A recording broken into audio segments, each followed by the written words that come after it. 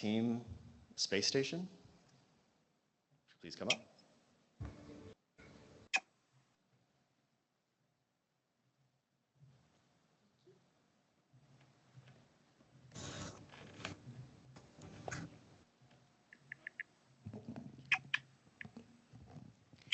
Hello, we'd like to welcome you all to the Osaka World Expo.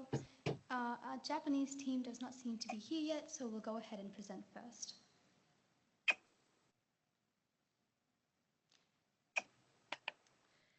Welcome and thank you so much for being here today with us. My name is Mary and this is Ira and we come from Catholic College Wodonga in Australia. For our presentation, we decided to look into the use of moss in space travel and living aboard a space station, utilising it as a temperature and oxygen regulation.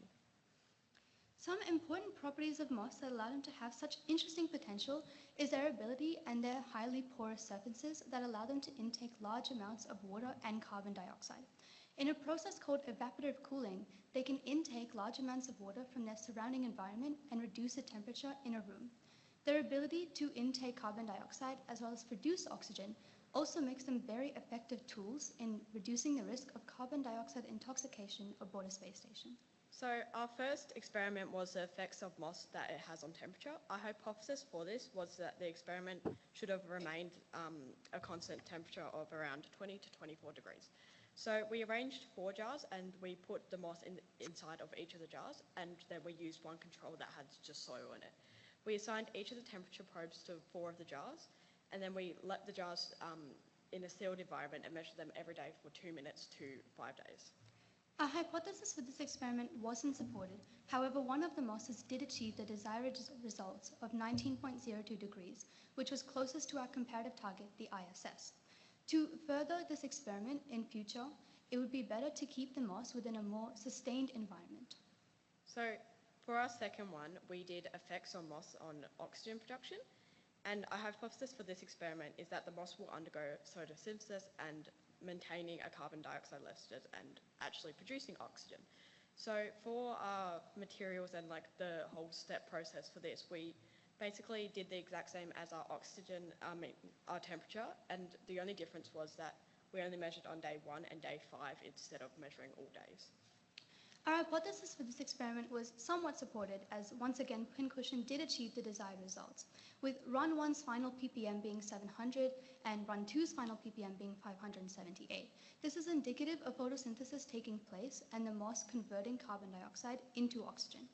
For future experiments, it would be better if the moss was kept in an environment more similar to the one on the desired space station, and it would be better if the tools being used to measure would be more accurate to oxygen production. So these ideas can be implemented through the use of ponds, which is the passive orbital nutrient delivery system. The use of moss being used in space could really become an actual reality. Ponds is a self-sustaining system that requires no major upkeep or daily maintenance. The structure of ponds involves a freestanding reservoir of water from which the moss can draw up when it's needed. Ponds can be used in temperature regulation, oxygen production, and water filtration.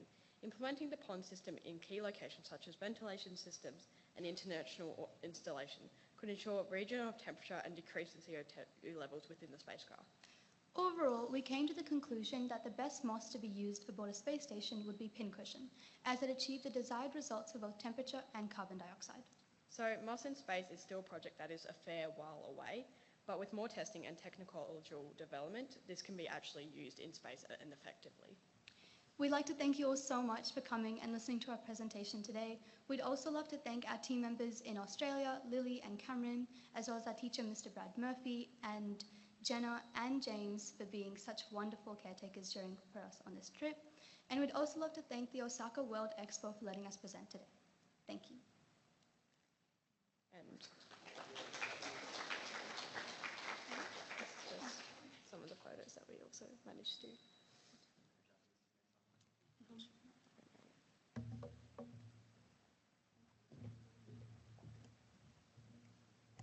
Thank you, girls. I'd just like to give this opportunity, just in case the Japanese team members for Space Station are online. Could you sound off if you're online yet?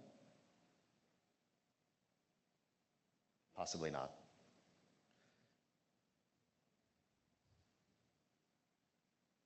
Not yet. Anyone who's joined in online, if it is not your time to present, please ensure that your mics are switched off and your cameras are set to their off mode. We will let you know when it is your time to present.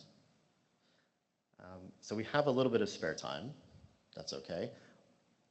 If the team members for Space Station from Japan hop on, are they on now? Okay. Yeah.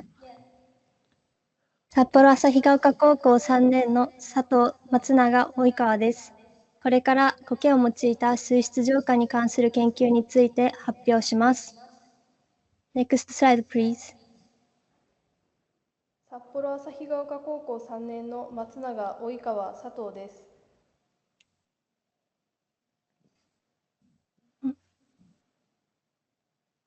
One second, please. Okay.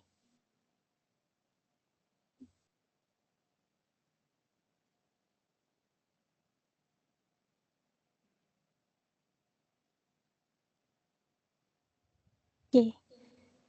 将来の宇宙生活において、生活排水の処理は重要な課題となります。従来の排水処理システムは大型で複雑ですが、苔は小さく軽量でありながら、水質浄化、酸素生成、さらには断熱保温も期待できる多機能な生物です。そこで本研究では、苔が生活排水中の汚染物質を効果的に除去できるかどうかを検証することを目的としました。今回の実験では、学校の裏庭で採集したユーリンチャンプラエロングムとツボゴケの2種類を使用しました。実験方法です。まず苔を十分に洗浄し、石やスポンジに固定しました。次に模擬排水として肥料のハイポネックスを希釈した溶液を準備しました。硝酸体窒素やアンモニウム体窒素 COD の測定には10万倍に、亜硝酸体窒素やリン酸体リンの測定には100万倍に希釈しました。パックテストを用いて各物質の初期濃度を測定した後、苔と溶液をケースに入れ、ポンプで循環させながら2日間の処理実験を行いました。同時に苔を入れない対象実験も同条件で実施しました。結果です。ユーリンチアムプラエロングムでは硝酸体窒素が増加し、ツボゴケでは逆に完全に除去されました。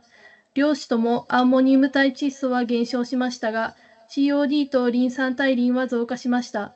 対象実験では大きな変化はありませんでした。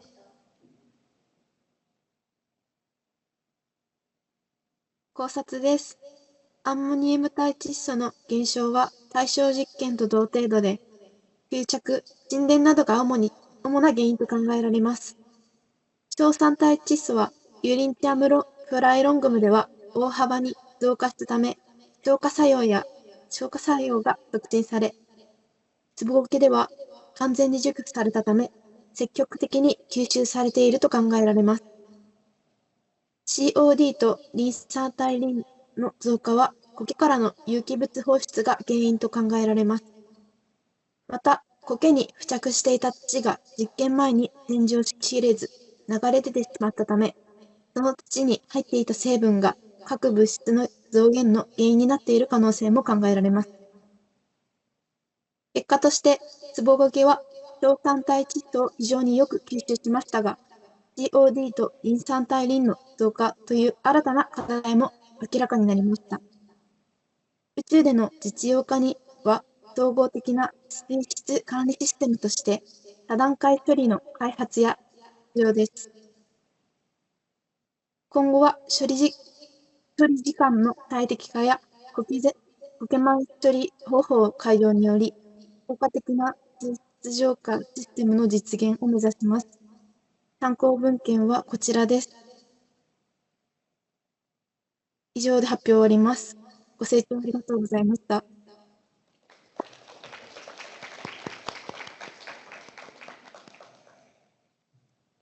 Thank you, Team Space Station. Their slides were on a timer, so I was trying to make sure they were staying online. So we are a little bit ahead, but that's okay. I want to save enough time for the next team to come on. While I do so, just again, a reminder to anyone coming in onto the stream, if you're not presenting, please ensure that your mics are switched to silent and your cameras are turned off. presenters. When it is your time, you will be asked to present. Then you can switch your mics and your cameras back on. Thank you. For the students who are also taking part in the Connecting Minds project, we have also provided, as a small token of our appreciation for all your hard work, a small gift bag for each school. In the bags, we have a certificate for each of you, thanking you for your hard work in the Connecting Minds project. We also have, especially on a very hot, sunny day like today, we have a hat for everybody with the Connecting Minds logo. And also we have a mission patch for everybody. Mission patches are very important for anyone who's gone to space. I have several mission patches that have flown in space from astronaut friends, from NASA. And mission patches are very important because they connect everyone involved with the mission to that mission. They're an expression of all the dedication and teamwork that went into that. For every mission that goes to space, there's hundreds, thousands of people involved in that. So it's very important to have something that connects to that. For example, for the Apollo mission that sent human to the moon for the first time, over 500,000 people were involved in that mission. Everything from the scientists to the engineers, the astronauts, but more than that, the people involved in logistics, the people who were the machinists, the fabricators, the electricians, the plumbers, the technicians, who not just designed the rockets, designed these systems, but built them, put them together, maintained them. From the ground up, it's a diverse ecosystem. Anything you can imagine in space, there's an equivalent on Earth, and there is in space, whether it's a doctor, whether it's a healer, a botanist, a florist, maybe someone who cuts hair. When we live in the moon and in space, we have to think about hygiene. Space tourism is going to become more and more prevalent. People are going to be living outside of the Earth more and more. We have to think not just about the technicalities, but how are people going to live in these environments? So even if you don't want to be an engineer or a rocket scientist or an astronaut, please think about the opportunities that await you in space. We're still a little bit ahead of time. And so, Jenna, would you like to say a few words? Just want to keep things on schedule. Thank you.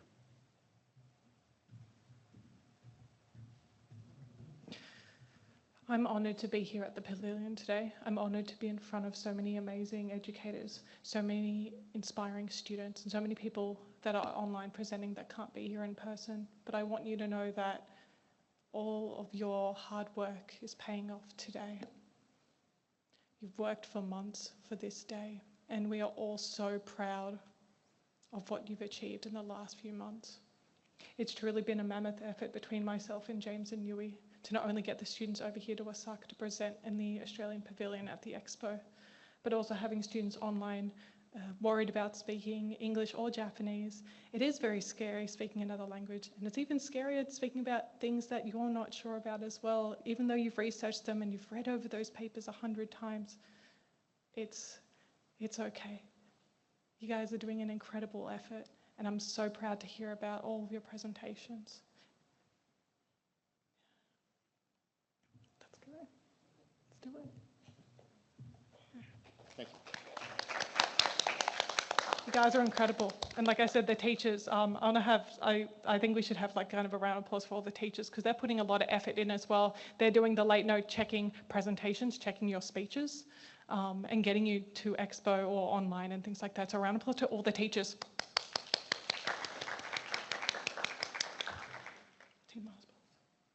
Thank you, Jenna. Thank you. With that, that should bring us just about, ちょっと待ってください。札幌旭ヶ丘高校3年の